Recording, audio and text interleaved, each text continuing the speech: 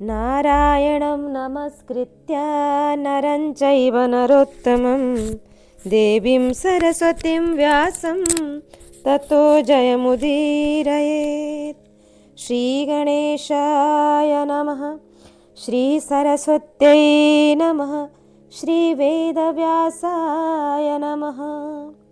श्रीमन् महर्षि वेदव्यास प्रणीत श्री महाभारत द्वितीय खंड वन पर्व व विराट पर्व हम श्रवण कर रहे हैं। यह मार्कंडेय समस्या पर्व है। यहाँ 82-शततमोध्याय 182वां अध्याय है। वर्षा और शरद ऋतु का वर्णन एवं युधिष्ठिर आदि का पुनः द्वैत वन से काम्यक वन में प्रवेश।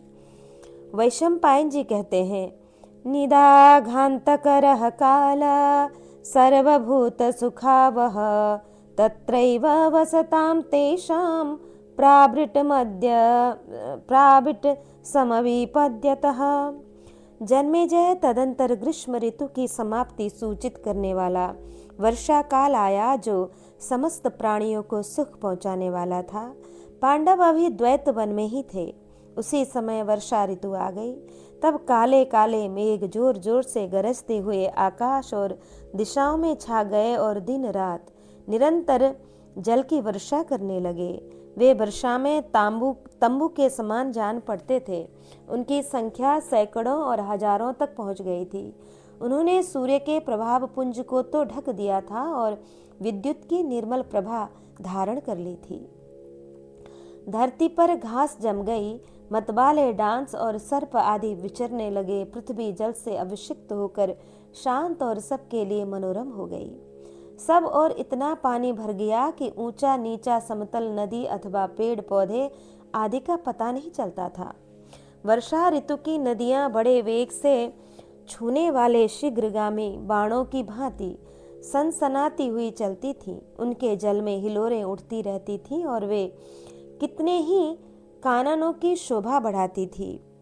वन के भीतर वर्षा की बौछार से भीगते और बोलते हुए बराह, मृग और पक्षियों की भांति भांति बोलियां सुनाई देती थीं।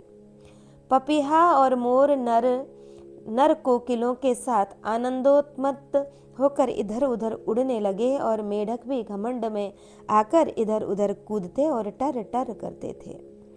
पांडव अभी मरु प्रदेश में ही निवास करते थे, विचरते थे। तभी मेघों की गर्जना से गूंजती तथा अनेक प्रकार के रूप रंग लिए प्रकट हुई मंगलमयी वर्षा ऋतु भी बीत गई। तत्पश्चात आनंदमय शरद ऋतु का शुभागमन हुआ। क्रौंच और हंस आदि पक्षी चारों ओर विचरने लगे। वनों में और पर्वतीय शिखरों पर कास कुश आदि बहुत बढ़ गए थे। नदियों का जल स्वच्छ हो गया। आकाश निर्मल होने से नक्षत्रों का आलोक और उज्जवल हो गया। सब और मृग और पक्षी किलोल करने लगे।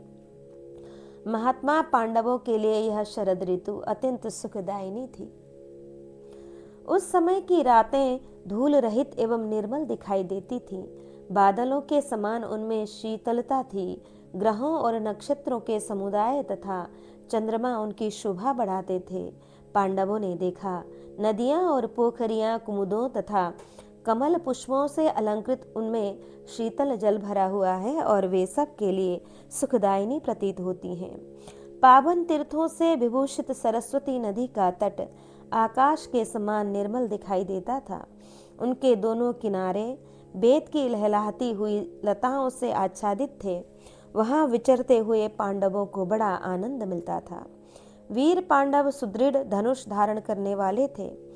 उन्होंने स्वच्छ जल से भरी हुई कल्याणमयी सरस्वती का दर्शन करके बड़े आनंद का अनुभव किया। जन्मेजय उनके वहीं रहते समय पर्व की संधि वेला में कार्तिक की शरद पूर्णिमा की परम पुण्यमयी रात्रि आई और उस समय भरत श्रेष्ठ पांडवों ने महान सत्व गुण से संपन्न पुण्यात्मा तपस्वी मुनियों के साथ स्नान दान आदि के द्वारा उस उत्तम योग को पूर्णतः सफल बनाया। फिर कृष्ण पक्ष का उदय होने पर पांडव लोग धौम्य मुनि सारथी गण तथा पाकशालाध्यक्ष के साथ काम्यक वन की ओर चल दिए। वैशंपायन जी कहते हैं, काम्यकम प्राप्य कौरव्य युधिष्ठिर पुरोगमा कृतातिथ्या मुनि गणैर निर्देश निर्षेदुः सह कृष्णया। कुरुनंदन जन्मेजय, काम्यक वन में पहुंचने पर वहां के मुनियों ने युधिष्ठिर आदि पांडवों का यथोचित आदर सत्कार किया। फिर वे द्रौपदी के साथ वहां रहने लगे। जब वे विश्वास पात्र पांडव वहां निवास करने लगे, तब बहुत से ब्राह्मणों ने आकर सब ओर से उन्हें घेर लिया और उन्हीं के साथ रहने लगे। तदंतर एक दिन एक ब्राह्मण आया। उसने यह सूचना दी कि सबको वश में रखने वाले उदार बुद्धि महाबाहु भगवान श्री कृष्ण, जो अर्जुन के प्रिय सखा हैं, अभी यहाँ पधारेंगे। कुरुश्रेष्ठ पांडवों, आप लोगों का यहाँ आना भगवान श्री कृष्ण को ज्ञात हो चुका है। वे सदा आप लोगों को देखने के लिए उत्सुक रहते हैं और आपके कल्याण की बात सोचते रहते हैं। एक शुभ समाचार और है। चिरंजीवी महातपस्वी मार्कंडेय मुनि, जो स्वाध्याय और तपस्या में संलग्न रहा करते हैं, शीघ्र ही आप लोगों से मिलेंगे। ब्राह्मण इस प्रकार की बातें कह ही रहा था कि शैब्य और सुग्रीव नामक अश्वों से जुते हुए रथ द्वारा रथियों में श्रेष्ठ भगवान श्री कृष्ण आते हुए दिखाई दिए। जैसे शची के साथ इंद्र आए हों, उसी प्रकार सत्यभामा के साथ देवकी नंदन श्रीहरि उन कुरुकुल शिरोमणि पांडवों से मिलने आए। परम बुद्धिमान श्री कृष्ण ने रथ से उतरकर प्रसन्नता के साथ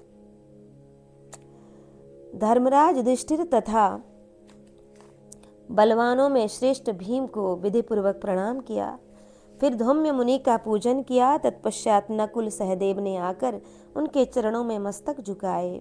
इसके बाद निद्रा विजयी अर्जुन को हृदय से लगाकर श्री कृष्ण ने द्रौपदी को भलीभांति सांत्वना दी। परम प्रिय वीरवर अर्जुन को दीर्घ काल के बाद आया देख शत्रुदमन श्री कृष्ण ने उन्हें बार बार हृदय से लगाया।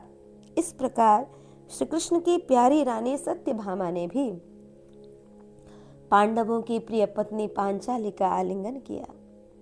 तदंतर पत्नी और पुरोहित सहित समस्त पांडवों ने कमल नयन भगवान श्री कृष्ण का पूजन किया और सब के सब उन्हें घेर कर बैठ गए।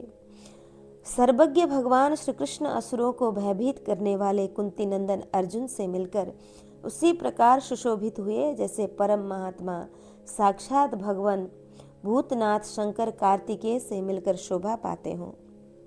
तदंतर किरीटधारी अर्जुन ने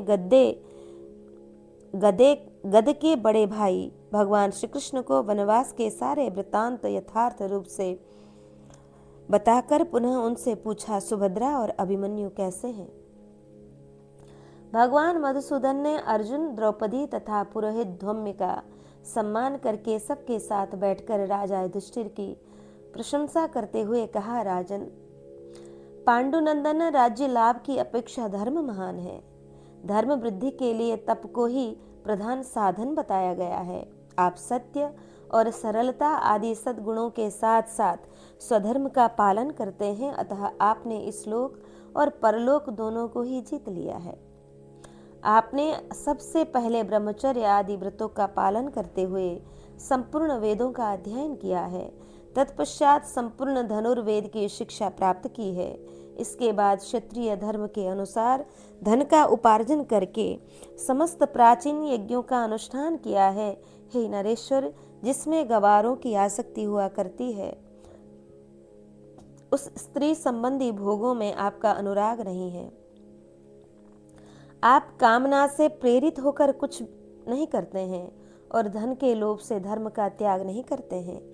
इसी प्रभाव से धर्मराज कहते हैं।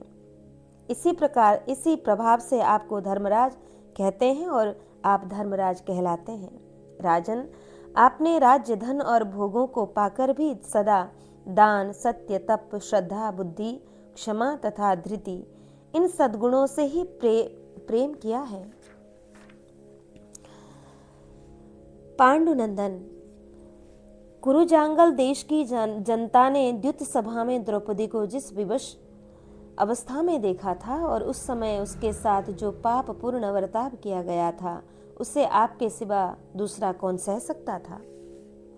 धर्मराज, अब शीघ्र ही आपके सारे मनोरथ पूर्ण होंगे और आप राज सिंहासन पर आरूढ़ होकर न्याय पूर्वक प्रजा का पालन करेंगे, इसमें तनिक भी संशय नहीं है। यदि आपकी वनवास विषयक प्रतिज्ञा पूरी हो जाए तो हम सब लोग आपके विरोधी कौरवों को दंड देने के लिए उद्यत हैं। तदंतर यदुकुल सिंह भगवान श्री कृष्ण ने धौम्य, युधिष्ठिर, भीमसेन, नकुल, सहदेव और द्रौपदी की ओर देखते हुए कहा, सौभाग्य की बात है कि आप लोगों द्वारा की हुई मंगल कामना से किरीटधारी अर्जुन अस्त्र विद्या के पारंगत विद्वान होकर सानंद लौट आए हैं। इसके बाद दर्शाह कुल के स्वामी श्री कृष्ण, जो अपने सुहृदों से घिरे हुए थे, यज्ञसेन कुमारी द्रौपदी से बोले, कृष्णे, अर्जुन से मिलकर तेरी सारी कामना सफल हो गई। यह बड़े आनंद की बात है। तेरे पुत्र बड़े सुशील हैं, धनुर्वेद में उनका विशेष अनुराग है। वे अपने सुहृदों सहित सत्पुरुषों द्वारा आचारित सदाचार और धर्म का पालन करते हैं। कृष्णे, तुम्हारे पिता और भाइयों ने राज्य तथा राजकीय उपकरणों, यान, वाहन आदि की सुविधा दिखाकर अनेक बार आमंत्रित किया, तो भी तुम्हारे बच्चे अपने नाना यज्ञसेन और मामा धृष्टद्युम्न आदि के घरों में रहना पसंद नहीं करते हैं। वहां उनका मन नहीं लगता है। कृष्णे, उनका धनुर्वेद में विशेष प्रेम है। वे अनर्त देश में ही कुशल पूर्वक जाकर विष्णुपुरी द्वारका में रहते हैं। वहां रहकर उन्हें देवताओं के लोक में भी जाने की इच्छा नहीं होती है। उन बालकों को तुम सदाचार की जैसी शिक्षा दे सकती हो, आर्या कुंती भी उन्हें जैसा सदाचार सिखा सकती है, वैसी शिक्षा देने के योग्यता सुभद्रा में भी है। वह बड़ी सावधानी के साथ वैसी ही शिक्षा देकर उन सब बालकों को सदाचार में प्रतिष्ठित करती है। कृष्णे, रुक्मिणी नंदन प्रद्युम्न जिस प्रकार अनिरुद्ध, अभिमन्यु, सुनीत और भानु को धनुर्वेद की शिक्षा देते हैं, उसी प्रकार वे तुम्हारे पुत्रों के भी शिक्षक और संरक्षक हैं। शिक्षा देने में निपुण और आलस्य रहित कुमार अभिमन्यु तुम्हारे शूरवीर पुत्रों को गदा और ढाल, तलवार के दांव पेच सिखाते हैं।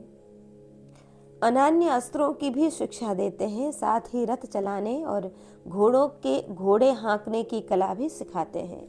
वे सदा उनकी शिक्षा दीक्षा में ही संलग्न रहते हैं। अस्त्र शस्त्रों के प्रयोग की उत्तम शिक्षा दे, उनके लिए उन्होंने विधि पूर्वक नाना प्रकार के शस्त्र भी दे रखे हैं। तुम्हारे पुत्रों और अभिमन्यु के पराक्रम देखकर रुक्मिणी नंदन प्रद्युम्न बहुत संतुष्ट रहते हैं। यज्ञसेनी तुम्हारे पुत्र जब नगर की शोभा देखने के लिए घूमने निकलते हैं, उस समय उनमें से प्रत्येक के लिए रथ, घोड़े, हाथी और पालकी आदि सवारियां पीछे पीछे जाती हैं। तत्पश्चात भगवान श्री कृष्ण ने धर्मराज युधिष्ठिर से कहा, राजन, दर्शाह कुकुर और अंधक वंश के योद्धा जहां आप चाहें वहीं आपकी आज्ञा का पालन करते हुए खड़े रह सकते हैं। नरेंद्र, जिसके धनुष का वेग वायु वेग के समान है, हल धारण करने वाले बलराम जी जिसके सेनापति हैं, वह सवारों सहित हाथी, घोड़े, रथ और पैदल सैनिकों से भरी हुई मथुरा प्रांतवासी गोपों की चतुरंगिणी सेना सदा युद्ध के लिए सन्नद्ध हो आपकी अविष्ट सिद्धि के लिए निरंतर तत्पर रहती है। पांडुनंदन, अब आप पापात्माओं के शिरोमणि धृतराष्ट्र पुत्र दुर्योधन को उसके सुहृदों और संबंधियों सहित उसी मार्ग पर भेज दीजिए जहाँ भौमासुर और शाल्ब गए हैं। महाराज, आप चाहें तो सभा में जो प्रतिज्ञा आपने की है उसी के पालन में लगे रहें। यदि आपकी आज्ञा हो तो यदुवंशी योद्धा आपके समस्त शत्रुओं को मार डालें और हस्तिनापुर नगर आपके शुभागमन की प्रतीक्षा करता है।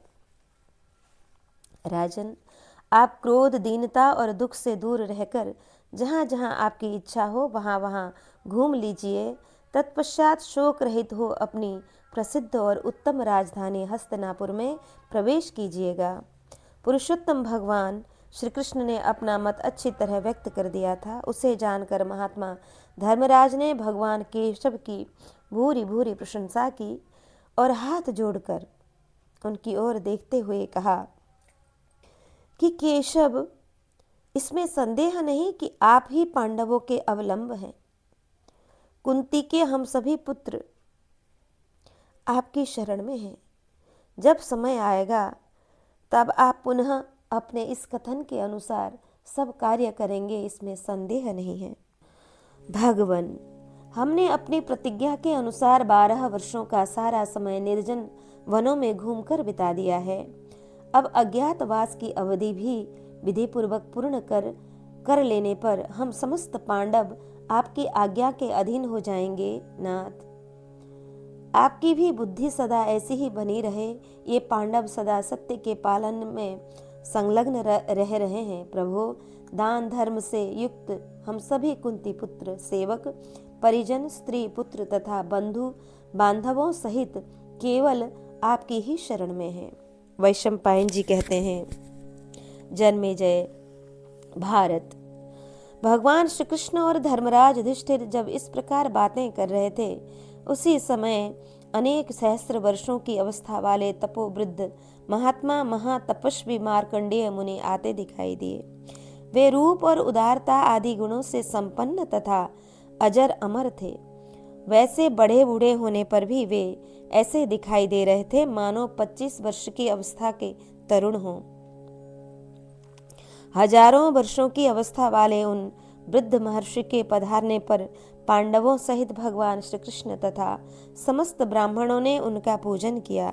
पूजित होने पर जब वे अत्यंत विश्वास करने योग्य मुनि श्रेष्ठ आसन पर विराजमान हो गए, तब वहां आए हुए ब्राह्मणों और पांडवों की सम्मति से भगवान श्री कृष्ण ने इस प्रकार कहा।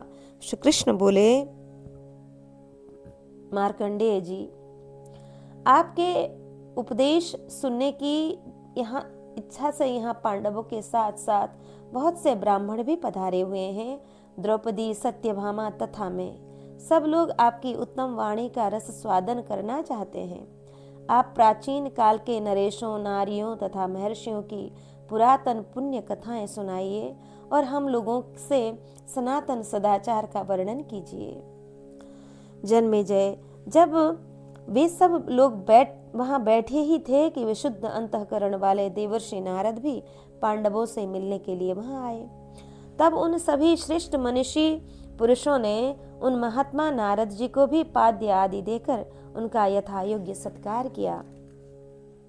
तब देवर्षि नारद ने उन सबको कथा सुनने के लिए अवसर निकालकर तैयार हुआ जान वक्ता मार्कंडेय मुनि की उस कथा सुनने के विचार का अनुमोदन किया। उस समय उपर्युक्त अवसर के ज्ञाता सनातन भगवान श्री कृष्ण ने मार्कंडेय जी से मुस्कुराते हुए कहा, महर्षि, आप पांडवों से जो कुछ कहना चाहते थे वह कहिए। उनके ऐसा कहने पर महातपस्वी मार्कंडेय मुनि ने कहा, पांडवों, तुम सब लोग क्षण भर के लिए चुप हो जाओ, क्योंकि मुझे तुमसे बहुत कुछ कहना है। इनके इस प्रकार आज्ञा देने पर उन ब्राह्मणों सहित पांडव मध्याह्न काल के सूर्य की भांति तेजस्वी उन महामुनि को देखते हुए उनके वक्तव्य को सुनने के लिए चुप हो गए। वैशंपायन जी कहते हैं, जन्मेजय, महामुनि मार्कंडेय जी को बोलने के लिए उद्यत देख कुरुराज पांडुपुत्र युधिष्ठिर ने कथा प्रारंभ करने के लिए इस प्रकार प्रेरित किया कि महामुने, आप देवताओं, दैत्यों, ऋषियों, महात्माओं तथा समस्त राजर्षियों के चरित्रों को जानने वाले प्राचीन महर्षि हैं। हमारे मन में दीर्घ काल से यह इच्छा थी कि हमें आपकी ये सेवा और सत्संग का शुभ अवसर मिले। ये देवकी नंदन भगवान श्री कृष्ण भी हमसे मिलने के लिए यहाँ पधारे हैं। ब्राह्मण, जब मैं अपने को सुख से वंचित पाता हूँ और दुराचारी धृतराष्ट्र पुत्रों को सब प्रकार से समृद्धशाली होते देखता हूँ, तब स्वभावतः ही मेरे मन में एक विचार उठता है। मैं सोचता हूँ, शुभ और अशुभ कर्म करने वाला जो पुरुष है वह अपने उन कर्मों का फल कैसे भोगता है तथा ईश्वर उन कर्मों का रचयिता कैसे होता है। ब्रह्मवेत्ताओं में श्रेष्ठ मुनीश्वर सुख और दुख की प्राप्ति कराने वाले कर्मों में मनुष्य की प्रवृत्ति कैसे होती है। मनुष्य का किया कर्म इस लोक में ही उसका अनुसरण करता है अथवा पारलौकिक शरीर में भी। तो जो श्रेष्ठ देहधारी जीव अपने शरीर का त्याग करके जब परलोक में चला जाता है, तब उसके शुभ और अशुभ कर्म उसको कैसे प्राप्त करते हैं और इहलोक और परलोक में जीव का उन कर्मों के फल किस प्रकार संयोग होता है, कर्मों के फल से किस प्रकार संयोग होता है। भृगुनंदन, कर्मों का फल इस लोक में प्राप्त होता है या परलोक में। प्राणी की मृत्यु हो जाने पर उसके कर्म कहाँ रहते हैं। महर्षि मार्कंडेय जी बोले, वक्ताओं में श्रेष्ठ युधिष्ठिर, तुम्हारा यह प्रश्न यथार्थ और युक्ति संगत है। तुम्हें जानने योग्य सभी बातों का ज्ञान है, तो भी तुम केवल लोक मर्यादा की रक्षा के लिए यह प्रश्न उपस्थित करते हो। मनुष्य यह लोक या परलोक में जिस प्रकार सुख और दुख भोगता है, इसके विषय में तुम्हें अपना विचार बताऊंगा। तुम एकाग्र चित्त होकर सुनो। सर्वप्रथम प्रजापति ब्रह्मा जी उत्पन्न हुए। उन्होंने जीवों के लिए निर्मल तथा विशुद्ध शरीर बनाए, साथ ही धर्म का ज्ञान कराने वाले धर्म शास्त्रों को प्रकट किया। उस समय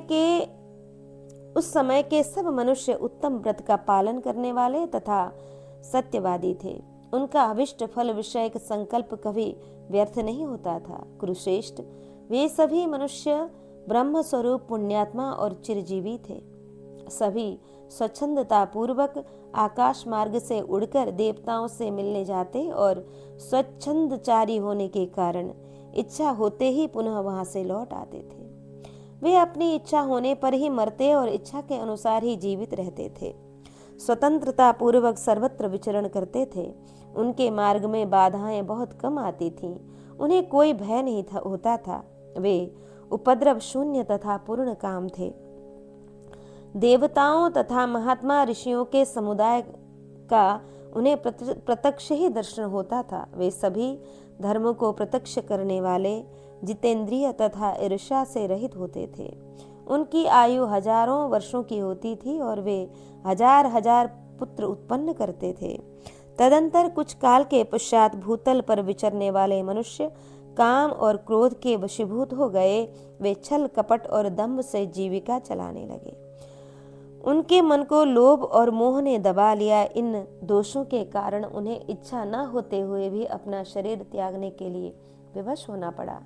वे पाप परायण हो अपने अशुभ कर्मों के फलस्वरूप पशु पक्षी आदि की योनियों में जाने और नरक में गिरने लगे। विचित्र सांसारिक योनियों में बारंबार जन्म लेकर दुख से संतप्त होने लगे। उनकी कामनाएं, उनके संकल्प और उनके ज्ञान सभी निष्फल थे। उनकी स्मरण शक्ति क्षीण हो गई और वे सभी परस्पर संदेह करते हुए एक दूसरे के लिए क्लेशदायक बन गए। उनके शरीर में प्रायः उनके अशुभ कर्मों के चिन्ह, कोढ़ आदि प्रकट होने लगे। कोई अधम कुल में जन्म लेते, कोई बहुत से रोगों के शिकार बने रहते, तो कोई दुष्ट स्वभाव के हो जाते थे। उनमें से कोई भी प्रतापी नहीं होता था। इस प्रकार पाप कर्मों में प्रवृत्त होने वाले पापियों की आयु उनके कर्मानुसार बहुत कम हो गई। उनके पाप कर्मों के भयंकर फल प्रकट होने लगे। वे अपनी सभी अविष्ट वस्तुओं के लिए दूसरों के सामने हाथ फैलाकर याचना करने लगे। कितने ही नास्तिक और कितने विचलित हो गए थे। विचलित चित्त हो गए थे। कुंती नंदन, इस संसार में मृत्यु के पश्चात जीव की गति उनके अपने अपने कर्मों के अनुसार ही होती है, परंतु मरने के बाद ज्ञानी और अज्ञानी की कर्म राशि कहाँ रहती है, कहाँ रहकर वह पुण्य अथवा पाप का फल भोगता है।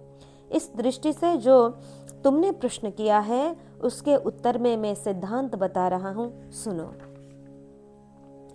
यह मनुष्य ईश्वर के रचे हुए पूर्व शरीर के द्वारा अंतःकरण में शुभ और अशुभ कर्मों की बहुत बड़ी राशि संचित कर लेता है और फिर आयु पूरी होने पर वह इस जरा जर्जर स्थूल शरीर का त्याग करके उसी क्षण किसी दूसरी योनि शरीर में प्रकट हो जाता है। एक शरीर को छोड़ने और दूसरे को ग्रहण करने के बीच में क्षण भर के लिए भी वह असंसारी नहीं होता। वहां दूसरे स्थूल शरीर में उसके पूर्व जन्म का किया हुआ कर्म छाया की भांति सदा उसके पीछे लगा रहता है और यथा समय अपना फल देता है। इसके लिए जीव कुछ सुख अथवा दुख भोगने के योग्य होकर जन्म लेता है। यमराज के विधान पुण्य और पाप के फल भोग में नियुक्त हुआ जीव अपने शुभ अथवा अशुभ लक्षणों द्वारा अपने को मिले हुए सुख अथवा दुख का निवारण करने में असमर्थ है। यह बात ज्ञान दृष्टि वाले महात्मा पुरुषों द्वारा देखी जाती है। युधिष्ठिर, यह तत्व ज्ञान शून्य मूढ़ मनुष्यों की स्वर्ग नरक रूप गति बताई गई है। अब इसके बाद विवेकी पुरुषों को प्राप्त होने वाली उत्तम गति का वर्णन सुनो। ज्ञानी मनुष्य तपस्वी संपूर्ण शास्त्रों के स्वाध्याय में तत्पर स्थिरता पूर्वक व्रत का पालन करने वाले सत्यपरायण गुरु सेवा में संलग्न सुशील शुक्ल जातीय सात्विक क्षमाशील जितेंद्रिय और अत्यंत तेजस्वी होते हैं। वे शुद्ध योनियों में जन्म लेते और प्रायः शुभ लक्षणों से सुशोभित होते हैं। जितेंद्रिय होने के कारण वे मन को वश में रखते हैं और सात्विक अंतःकरण के होने के कारण निरोग होते हैं। दुख और त्रास के क्षीण होने के कारण वे उपद्रव रहित होते हैं। विवेकी पुरुष गर्भ से गिरते हैं, जन्म लेते अथवा गर्भ में ही रहते समय ही भी ज्ञान दृष्टि से अपने आप का और परमात्मा का सर्वथा यथार्थ अनुभव करते हैं। लौकिक तथा शास्त्रीय ज्ञान को प्रत्यक्ष करने वाले वे महामना ऋषि इस कर्म भूमि में आकर फिर देवलोक में चले जाते हैं। राजन, विवेकी मनुष्य कर्मों का कुछ फल प्रारब्धवश प्राप्त करते हैं और कुछ कर्मों का फल हठात प्राप्त होता है और कुछ कर्मों का फल अपने उद्योग से ही प्राप्त होता है। इस विषय में तुम्हें कोई अन्यथा विचार नहीं करना चाहिए। वक्ताओं में श्रेष्ठ युधिष्ठिर, मनुष्य लोक में मैं जिसे परम कल्याण की बात समझता हूँ उसके विषय में यह उदाहरण सुनो। कोई मनुष्य इस लोक में ही परम सुख पाता है, परलोक में नहीं। किसी को परलोक में ही परम कल्याण की प्राप्ति होती है, इस लोक में नहीं। किसी को यह लोक और परलोक दोनों में परम श्रेय की प्राप्ति होती है तथा किसी को न तो परलोक में उत्तम सुख मिलता है और न इस लोक में ही। जिसके पास बहुत धन होता है वे अपने शरीर को हर तरह से सजाकर नित्य विषयों में रमण करते अर्थात विषय सुख भोगते हैं। शत्रुसूदन, सदा अपने शरीर के ही सुख में आसक्त हुए उन मनुष्यों को केवल इसी लोक में सुख मिलता है, परलोक में उनके लिए सुख का सर्वथा अभाव है। शत्रुसूदन, जो लोग इस लोक में योग साधन करते हैं, तपस्या में संलग्न होते हैं और स्वाध्याय में तत्पर रहते हैं तथा इस प्रकार प्राणियों की हिंसा से दूर रहकर इंद्रियों को संयम में रखते हुए तपस्या द्वारा अपने शरीर को दुर्बल कर देते हैं, उनके लिए इस लोक में सुख नहीं है। वे परलोक में ही परम कल्याण के भागी होते हैं। जो लोग कर्तव्य बुद्धि से पहले धर्म का ही आचरण करते हैं और उस धर्म से न्याय युक्त धन का उपार्जन कर यथा समय स्त्री से विवाह करके उसके साथ यज्ञ याग और ईश्वर भक्ति आदि का अनुष्ठान करते हैं, उनके लिए यह लोक और परलोक दोनों ही सुखद हैं। जो मूढ़ न विद्या के लिए, न तप के लिए और न दान के लिए ही प्रयत्न करते हैं, एवं न धर्म पूर्वक संतानोत्पादन के लिए ही यत्नशील होते हैं, वे न तो सुख पाते हैं और न भोग ही भोगते हैं। उनके लिए न तो इस लोक में सुख है और न परलोक में। राजा युधिष्ठिर, तुम सब लोग बड़े पराक्रमी और धैर्यवान हो। तुम में अलौकिक ओज भरा है। तुम सुदृढ़ शरीर से संपन्न हो और देवताओं का कार्य सिद्ध करने के लिए परलोक से इस पृथ्वी पर अवतीर्ण हुए हो। यही कारण है कि तुमने सभी उत्तम विद्याएं सीख ली हैं। तुम सभी शूरवीर तथा तपस्या, इंद्रिय संयम और उत्तम आचार व्यवहार में सदा ही तत्पर रहने वाले हो। अतः इस संसार में बड़े बड़े महत्वपूर्ण कार्य करके देवताओं, ऋषियों और समस्त पितरों को उत्तम विधि से तृप्त करोगे। तत्पश्चात अपने सत्कर्मों के फल स्वरूप तुम सब लोग क्रम से पुण्यात्माओं के निवास स्थान परम स्वर्गलोक को चले जाओगे। इसलिए कौरवराज, तुम अपने वर्तमान कष्ट को देखकर मन में किसी प्रकार की शंका को स्थान न दो। यह क्लेश तो तुम्हारे भावी सुख का ही सूचक है। वैशंपायन जी कहते हैं कि जन्मेजय उस समय पांडु पुत्रों ने महात्मा मार्कंडेय जी से कहा, मुने, हम श्रेष्ठ ब्राह्मणों का महात्म्य सुनना चाहते हैं, आप उसका वर्णन कीजिए। उनके ऐसा कहने पर महातपस्वी, महान तेजस्वी और संपूर्ण शास्त्रों के निपुण विद्वान भगवान मार्कंडेय ने इस प्रकार कहा, हैहयानां कुरु कुल करो राजा परपुरंजय, कुमारो रूप संपन्नो मृगायां व्यचरद बलि। कि मार्कंडेय जी बोले, हैहय वंशी क्षत्रियों की वंश परंपरा को बढ़ाने वाला राजा परपुरंजय, जो अभी कुमारावस्था में था, बड़ा ही सुंदर और बलवान था, एक दिन वन में हिंसक पशुओं को मारने के लिए गया। तृण और लताओं से भरे हुए उस वन में घूमते घूमते उस राजकुमार ने एक मुनि को देखा, जो काले हिंसक पशु के चर्म की ओढ़नी ओढ़े थोड़ी ही दूर पर बैठे थे। राजकुमार ने उन्हें हिंसक पशु ही समझा और उस वन में अपने बाणों से उन्हें मार डाला। अज्ञानतावश यह पाप कर्म करके वह राजकुमार व्यथित हो शोक से मूर्छित हो गया। तत्पश्चात होश में आकर वह सुविख्यात हैहय वंशी राजाओं के पास गया।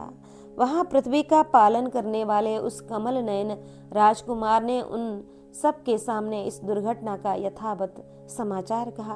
तात, फल मूल का आहार करने वाले एक मुनि की हिंसा हो गई है। यह सुनकर और देखकर वे सभी क्षत्रिय मन ही मन बहुत दुखी हुए। फिर वे सब के सब जहां तहां यहाँ यह पता लगाते हुए कि वे मुनि किसके पुत्र हैं, शीघ्र ही कश्यप नंदन अरिष्ट नेमि के आश्रम पर गए। वहां नियम पूर्वक उत्तम व्रत का पालन करने वाले उन महात्मा मुनि को प्रणाम करके वे सब खड़े हो गए। तब मुनि ने उनके लिए अर्घ्य आदि पूजन सामग्री अर्पित की। यह देखकर उन्होंने उन महात्मा से कहा, मुने, हम अपने दूषित कर्म के कारण आपसे सत्कार पाने योग्य नहीं रह गए हैं। हमसे एक ब्राह्मण की हत्या हो गई है। यह सुनकर उन ब्रह्मर्षि ने कहा कि आप लोगों से ब्राह्मण की हत्या कैसे हुई और वह मरा हुआ ब्राह्मण कहाँ है, बताइए। फिर सब लोग एक साथ मेरी तपस्या का बल देखिएगा। उनके इस प्रकार पूछने पर क्षत्रियों ने मुनि के वध का सारा समाचार उनसे ठीक ठीक कह सुनाया और उन्हें साथ लेकर सभी उस स्थान पर आए जहां मुनि की हत्या हुई थी। किंतु उन्होंने वहां मरे हुए मुनि की लाश नहीं देखी। फिर तो वे लज्जित होकर इधर उधर उसकी खोज करने लगे। स्वप्न की भांति उनकी चेतना लुप्त सी हो गई थी। तब मुनिवर अरिष्ट नेमि ने उनसे कहा, परपुरंजय, तुम लोगों ने जिसे मार डाला था वह यही ब्राह्मण तो नहीं है? राजाओं, यह मेरा तपोबल संपन्न पुत्र है। राजन, उन महर्षि को जीवित हुआ देख वे सभी क्षत्रिय बड़े विस्मित हुए और कहने लगे, यह तो बड़े आश्चर्य की बात हुई है। ये मरे हुए मुनि यहाँ कैसे लाए गए और किस प्रकार इन्हें जीवन मिला? क्या यह तपस्या की ही शक्ति है जिससे फिर ये जीवित हो गए? ब्राह्मण, हम यह सब रहस्य सुनना चाहते हैं। यदि सुनने योग्य हो तो कहिए। तब महर्षि ने उन क्षत्रियों से कहा, राजाओं, हम लोगों पर मृत्यु का वश नहीं चलता। इसका क्या कारण है, यह मैं तर्क और युक्ति के साथ संपेक्ष से बता रहा हूँ। श्रेष्ठ नृपतिगण, हम लोगों पर मृत्यु का प्रभाव क्यों नहीं पड़ता, यह बताते हैं, सुनिए। हम शुद्ध आचार विचार से रहते हैं, आलस्य से रहित हैं, प्रतिदिन संध्योपासना के परायण रहते हैं, शुद्ध अन्न खाते हैं और शुद्ध रीति से न्यायपूर्वक धनोपार्जन करते हैं। यही नहीं, हम लोग सदा ब्रह्मचर्य व्रत के पालन में लगे रहते हैं। हम लोग केवल सत्य को ही जानते हैं, कभी झूठ में मन नहीं लगाते और सदा अपने धर्म का पालन करते रहते हैं, इसलिए हमें मृत्यु से भय नहीं है। ब्राह्मणों के जो शुभ कर्म हैं उन्हीं की हम चर्चा करते हैं, उनके दोषों का बखान नहीं करते हैं। उनके लिए हमें मृत्यु से भी भय नहीं है। हम अतिथियों को अन्न और जल से तृप्त करते हैं। हमारे ऊपर जिनके भरण पोषण का भार है उन्हें हम पूरा भोजन देते हैं और उन्हें भोजन कराने से बचा हुआ अन्न हम स्वयं भोजन करते हैं। अतः हमें मृत्यु से भय नहीं है। हम सदा शम दम क्षमा तीर्थ सेवन और दान में तत्पर रहने वाले हैं तथा पवित्र देश में निवास करते हैं, इसलिए भी हमें मृत्यु से भय नहीं है। इतना ही नहीं, हम लोग तेजस्वी पुरुषों के देश में निवास करते हैं, अर्थात सत्पुरुषों के समीप रहा करते हैं। इस कारण से भी हमें मृत्यु से भय नहीं है। ईर्ष्या रहित राजाओं, ये सब बातें मैंने तुम्हें संपेक्ष में सुनाई हैं। अब तुम सब लोग एक साथ यहाँ से जाओ, तुम्हें ब्रह्म हत्या के पाप से भय नहीं रहा। भरत श्रेष्ठ, यह सुनकर उन हैहय वंशी क्षत्रियों ने एवं मस्तु कहकर महामुनि अरिष्ट नेमि का सम्मान एवं पूजन किया और प्रसन्न होकर अपने स्थान को चले गए।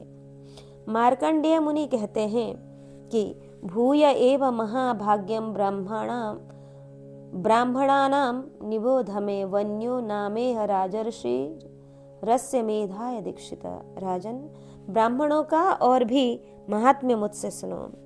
पूर्व काल में वेन के पुत्र राजर्षि पृथु ने, जो यहाँ वैन्य के नाम से प्रसिद्ध थे, किसी समय अश्वमेध यज्ञ की दीक्षा ली। उन दिनों महात्मा अत्रि ने धन मांगने की इच्छा से उनके पास जाने का विचार किया। यह बात हमारे सुनने में आई है, परंतु ऐसा करने से उनको अपना धर्मात्मापन प्रकट करना पड़ता था, इसलिए फिर उन्होंने धन के लिए अनुरोध नहीं किया।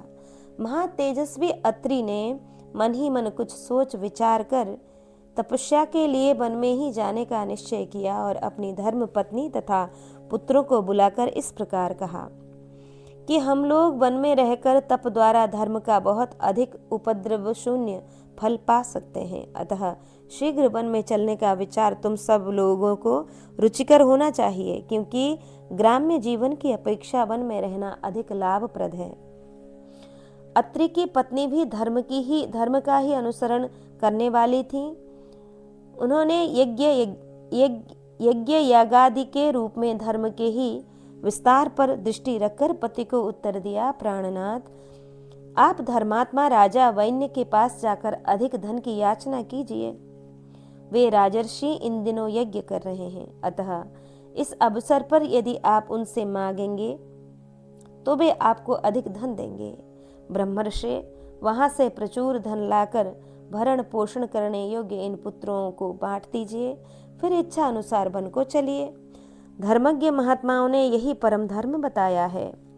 अत्रि बोले कि महाभागे महात्मा गौतम ने मुझसे कहा है कि वेन पुत्र राजा पृथ्वी धर्म और अर्थ के साधन में संलग्न रहते हैं, वे सत्यव्रती हैं।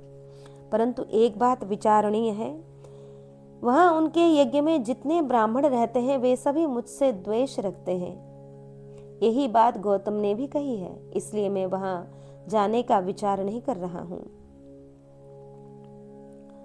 यदि मैं वहां जाकर धर्म अर्थ और काम से युक्त कल्याणमयी वाणी भी बोलूंगा तो वे उसे धर्म और अर्थ के विपरीत ही बताएंगे, निरर्थक सिद्ध करेंगे। तथापि महाप्राज्ञ, मैं वहाँ अवश्य जाऊंगा, मुझे तुम्हारी बात ठीक जचती है। राजा पृथु मुझे बहुत सी गौएं तो दे देंगे ही, पर्याप्त धन भी देंगे। ऐसा कहकर महातपस्वी अत्रि शीघ्र ही राजा पृथु के यज्ञ में गए। यज्ञ मंडप में पहुंचकर उन्होंने उस राजा का मांगलिक वचनों द्वारा स्तवन किया और उनका समादर करते हुए इस प्रकार कहा कि राजन, तुम इस भूतल के सर्वप्रथम राजा हो, अतः धन्य हो, सब प्रकार के ऐश्वर्य से संपन्न हो। महर्षिगण तुम्हारी स्तुति करते हैं।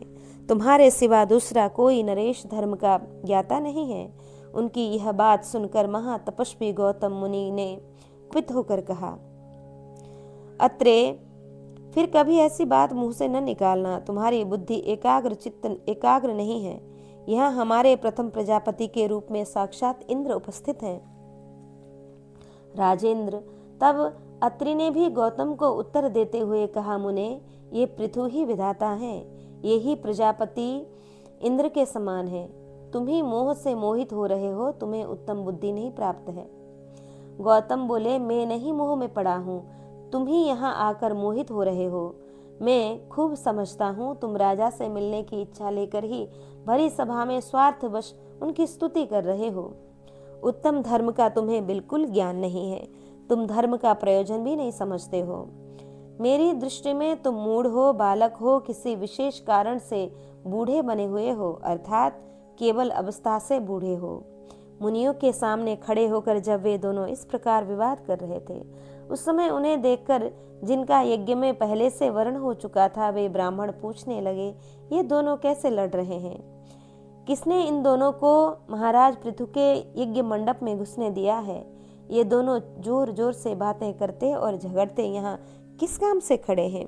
उस समय परम धर्मात्मा एवं संपूर्ण धर्मों के ज्ञाता कड़ाद ने सब सदस्यों को बताया कि ये दोनों किसी विषय को लेकर परस्पर विवाद कर रहे हैं और उसी के निर्णय के लिए यहाँ आए हैं। तब गौतम ने सदस्य रूप से बैठे हुए उन श्रेष्ठ मुनियों से कहा, श्रेष्ठ ब्राह्मणों, हम दोनों के प्रश्नों को आप लोग सुने। अत्रि ने राजा पृथु को विधाता कहा है, इस बात को लेकर हम दोनों में महान संशय एवं विवाद उपस्थित हो गया है। यह सुनकर वे महात्मा मुनि उक्त संशय का निवारण करने के लिए तुरंत ही धर्मज्ञ सनत कुमार जी के पास दौड़ गए। उन महातपस्वी ने उनकी सब बातें यथार्थ रूप से सुनकर उनसे यह धर्म एवं अर्थयुक्त वचन कहा। सनत कुमार बोले कि ब्रह्म क्षत्रेण सहितं क्षत्रं च ब्राह्मणा सह संयुक्तो दहतः शत्रुन् वनानीवाग्नि मारुतौ, कि ब्राह्मण क्षत्रिय से और क्षत्रिय ब्राह्मण से संयुक्त हो जाए तो वे दोनों मिलकर शत्रुओं को उसी प्रकार दग्ध कर डालते हैं जैसे अग्नि और वायु परस्पर सहयोगी होकर कितने ही वनों को भस्म कर डालते हैं। राजा धर्म रूप से विख्यात है, वही प्रजापति इंद्र, शुक्राचार्य, धाता और बृहस्पति भी हैं। जिस राजा की प्रजापति, विराट, सम्राट, क्षत्रिय, भूपति, नृप आदि शब्दों द्वारा स्तुति की जाती है, उसकी पूजा कौन नहीं करेगा। पुरा योनि प्रथम कारण, युधाजित, संग्राम विजयी, अभिया रक्षा के लिए सर्वत्र गमन करने वाला, मुदित प्रसन्न, भव ईश्वर, स्वर्णिता स्वर्ग की प्राप्ति कराने वाला, सहजित तत्काल विजय कराने वाला तथा बभ्रु विष्णु, इन नामों द्वारा राजा का वर्णन किया जाता है। राजा सत्य का कारण, प्राचीन बातों को जानने वाला तथा सत्य धर्म में प्रवृत्त कराने वाला है। अधर्म से डरे हुए ऋषियों ने अपना ब्राह्म बल भी क्षत्रियों में स्थापित कर दिया है। जैसे देवलोक में सूर्य अपने तेज से संपूर्ण अंधकार का नाश करता है, उसी प्रकार राजा इस पृथ्वी पर रहकर अधर्म को सर्वथा हटा देता है। अतः शास्त्र प्रमाण पर दृष्टिपात करने से राजा की प्रधानता सूचित होती है। इसलिए जिसने राजा को प्रजापति बताया है, उसी का पक्ष उत्कृष्ट सिद्ध होता है। मार्कंडेय जी कहते हैं, तदंतर एक पक्ष की उत्कृष्टता सिद्ध हो जाने पर महामना राजा पृथु बड़े प्रसन्न हुए और जिन्होंने उनकी पहले स्तुति की थी उन अत्रि मुनि से इस प्रकार बोले, ब्रह्मर्षि, आपने यहाँ मुझे मनुष्यों में प्रथम भूपाल श्रेष्ठ ज्येष्ठ तथा संपूर्ण देवताओं के समान बताया है, इसलिए मैं आपको प्रचुर मात्रा में नाना प्रकार के रत्न और धन दूंगा। सुंदर वस्त्राभूषणों से विभूषित सहस्त्रों युवतियां दासियां अर्पित करूंगा तथा 10 करोड़ स्वर्ण मुद्रा और 10 भार सोना भी दूंगा। विप्रर्षे, ये सब वस्तुएं आपको अभी दे रहा हूँ। मैं समझता हूँ आप सर्वज्ञ हैं।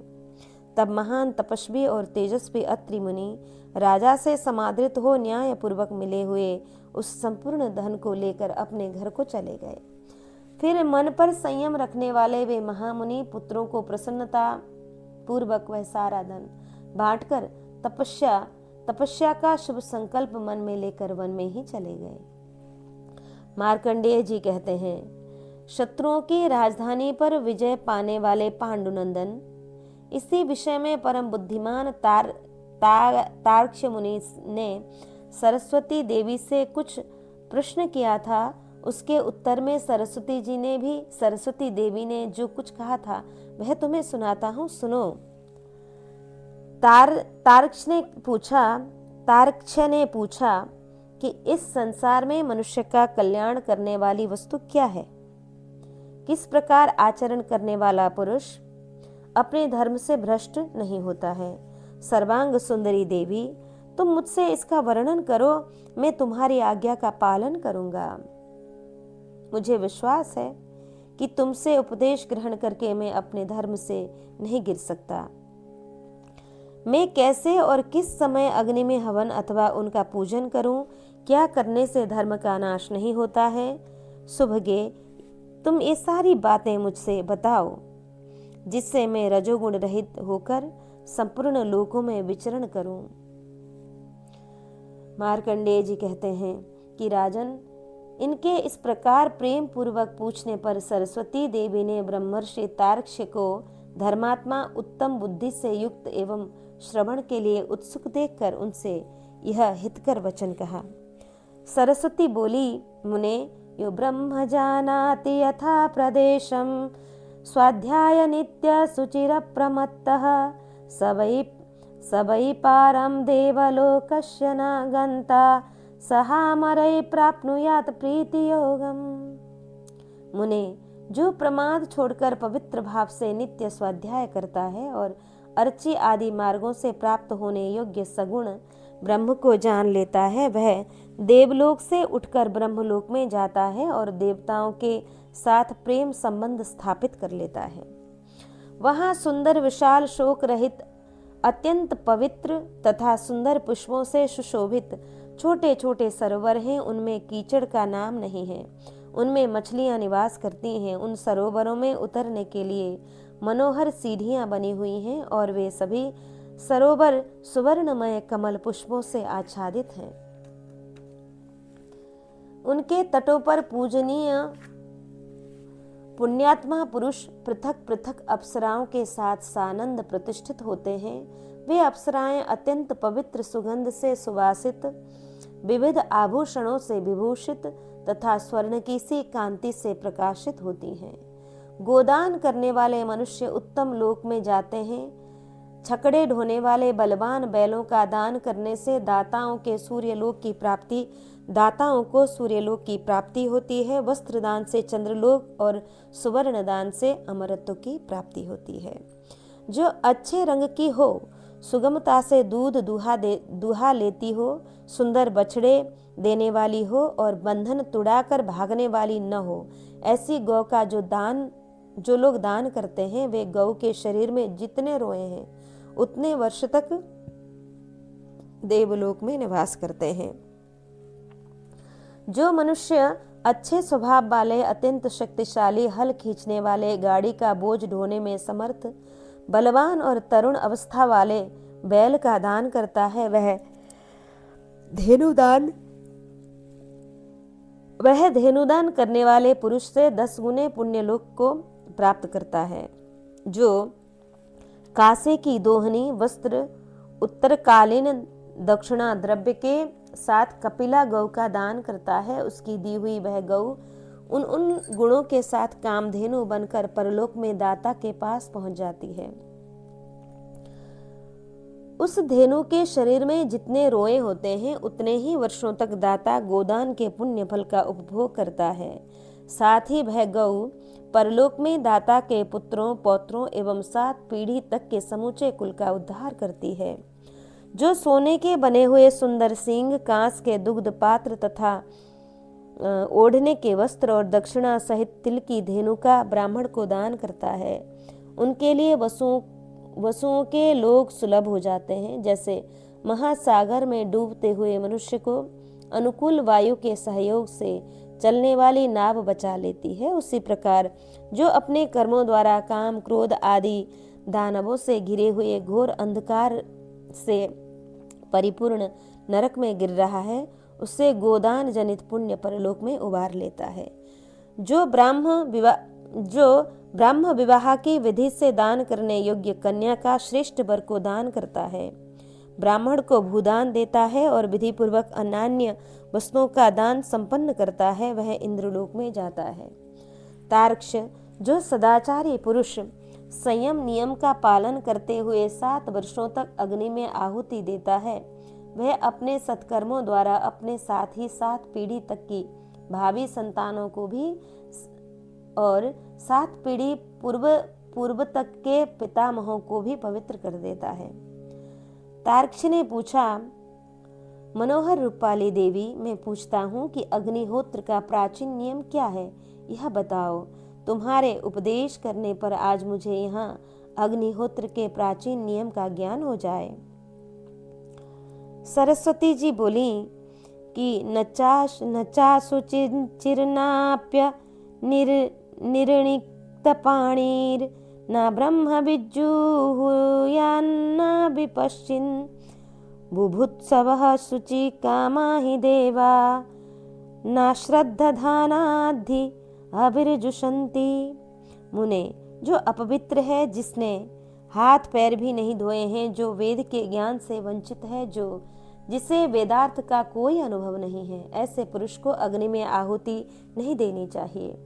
देवता दूसरे के मनोभाव को जानने की इच्छा रखते हैं, वे पवित्रता चाहते हैं, अतः श्रद्धाहीन मनुष्य के दिए हुए हविष्य को ग्रहण नहीं करते हैं।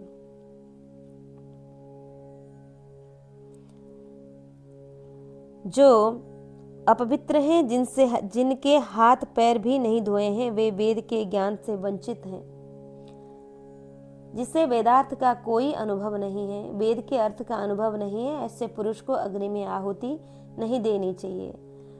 देवता दूसरों के मनोभाव को जानने की इच्छा रखते हैं, वे पवित्रता चाहते हैं, अतः श्रद्धाहीन मनुष्य के लिए दिए हुए हविष्य को वे ग्रहण नहीं करते हैं। वेद मंत्रों का ज्ञान न रखने वाले पुरुष को देवताओं के लिए हविष्य प्रदान करने के कार्य में नियुक्त न करे, क्योंकि वैसा मनुष्य जो हवन करता है वह व्यर्थ हो जाता है। तार्क्ष, अश्रोत्रिय पुरुष को वेद में अपूर्व कुलशील के अपरिचित कहा गया है कि जैसे मनुष्य अपरिचित पुरुष का दिया हुआ अन्न नहीं खाता, उसी प्रकार अश्रोत्रिय का दिया हुआ भविष्य देवता नहीं स्वीकार करते हैं, अतः वैसा पुरुष अग्निहोत्र का अधिकारी नहीं है। जो तप से कृश हो सत्य व्रत का पालन करते हुए प्रतिदिन श्रद्धा पूर्वक हवन करते हैं और हवन से बचे हुए अन्न का भोजन करते हैं, वे पवित्र सुगंध से भरे हुए गौओं के लोकों में जाते हैं और वहां परम सत्य परमात्मा का दर्शन करते हैं। तारक्ष ने पूछा, सुंदर रूप वाली सौभाग्यशालिनी देवी, तुम आत्मस्वरूपा हो तथा परलोक के विषय में एवं कर्म फल के विचार में प्रविष्ट हुई अत्यंत उत्कृष्ट बुद्धि हो। प्रभा देवी भी तुम्ही हो। तुम्ही को इन दोनों रूपों में जानकर मैं पूछता हूँ, बताओ वास्तव में तुम क्या हो। सरस्वती जी बोली, मैं विद्या रूपा सरस्वती हूँ। श्रेष्ठ ब्राह्मणों के अग्निहोत्र से यहाँ तुम्हारे संशय का निवारण करने के लिए आई हूँ। तुम श्रद्धालु हो, तुम्हारा सानिध्य पाकर ही मैंने ये पूर्वोक्त सत्य बातें यथार्थ रूप से बताई हैं, क्योंकि आंतरिक श्रद्धा भाव में ही मेरी स्थिति है। तार्क्ष ने पूछा, सुभगे, तुम्हारी जैसी दूसरी कोई नारी नहीं है। तुम साक्षात लक्ष्मी जी की भांति अत्यंत प्रकाशमान दिखाई देती हो और तुम्हारा यह परम कांतिमान स्वरूप अत्यंत दिव्य है। साथ ही तुम दिव्य प्रज्ञा भी धारण करती हो। इसका क्या कारण है? सरस्वती जी बोली, श्रेष्ठानि यानि द्विपदा वरिष्ठम यज्ञेषु विद्वन्नुपपादयन्ति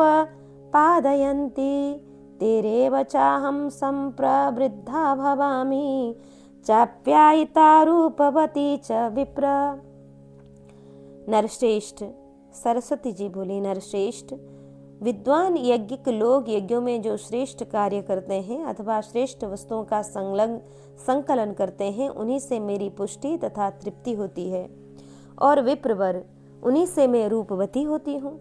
विद्वान उन यज्ञों में जो समिधा, स्त्रुवा आदि वृक्ष से उत्पन्न होने वाली वस्तुएं, सुवर्ण आदि तेजस वस्तुएं तथा ब्रीहि आदि पार्थिव वस्तुएं उपयोग में लाई जाती हैं, उन्हीं के द्वारा दिव्य रूप तथा प्रज्ञा से संपन्न मेरे स्वरूप की पुष्टि होती है। यह बात तुम अच्छी तरह समझ लो।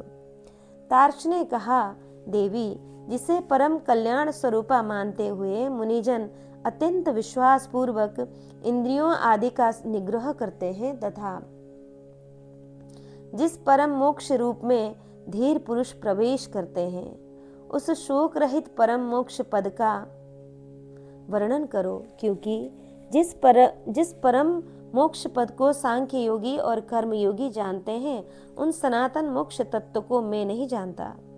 सरस्वती जी बोली, स्वाध्याय रूप योग में लगे हुए तथा तप को ही धन मानने वाले योगी व्रत, पुण्य और योग के साधनों से जिस प्रख्यात परात्पर एवं पुरातन पद को प्राप्त कर शोक रहित तथा मुक्त हो जाते हैं, वही सनातन ब्रह्म पद है।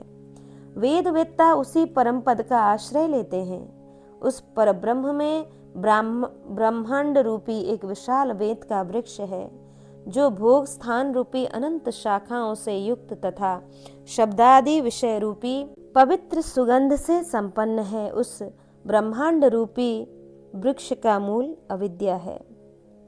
उस अविद्या रूपी मूल से भोग वासनामयी निरंतर बहने वाली अनंत नदियां उत्पन्न होती हैं। वे नदियां ऊपर से तो रमणीय और पवित्र सुवास से युक्त प्रतीत होती हैं तथा मधु के समान मधुर एवं जल के समान तृप्तिकारक विषयों को बहाया करती हैं, परंतु वास्तव में वे सब भुने हुए जौ के समान फल देने में असमर्थ, पुओं के समान अनेक छिद्रों वाली, हिंसा से मिल सकने वाली अर्थात मांस के समान अपवित्र, सूखे शाक के समान सार शून्य और खीर के समान रुचिकर लगने वाली होने पर भी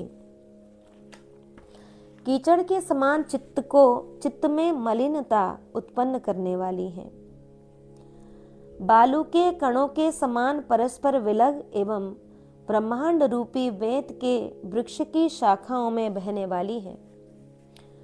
मुने, इंद्र, अग्नि और पवन आदि मरुद गणों के साथ देवता लोग जिस ब्रह्म को प्राप्त करने के लिए श्रेष्ठ यज्ञों द्वारा उसका पूजन करते हैं, वह मेरा परम पद है। इस प्रकार आज हमने श्रवण किया वर्षा और शरद ऋतु का वर्णन एवं युधिष्ठिर आदि का पुनः द्वैत वन से काम्यक वन में प्रवेश। काम्यक वन में पांडवों के पास भगवान श्री कृष्ण, मुनिवर मार्कंडेय तथा नारद जी का आगमन एवं युधिष्ठिर के पूछने पर मार्कंडेय जी के द्वारा कर्म फल भोग का विवेचन। तपस्वी तथा स्वधर्म परायण ब्राह्मणों का महात्म्य। ब्राह्मण की महिमा के विषय में अत्रि मुनि तथा राजा पृथु की प्रशंसा। तार्क्ष मुनि और सरस्वती जी का संवाद। यह सारी कथाएं आज हमने श्रवण की। इस प्रकार श्री महाभारत वन पर्व के अंतर्गत मार्कंडेय समास्या पर्व में सरस्वती तार्क्ष संवाद विषयक 86वां अध्याय यहाँ पूर्ण हुआ। आज के पारायण को श्री ठाकुर जी के चरण कमलों में अर्पित करके यहाँ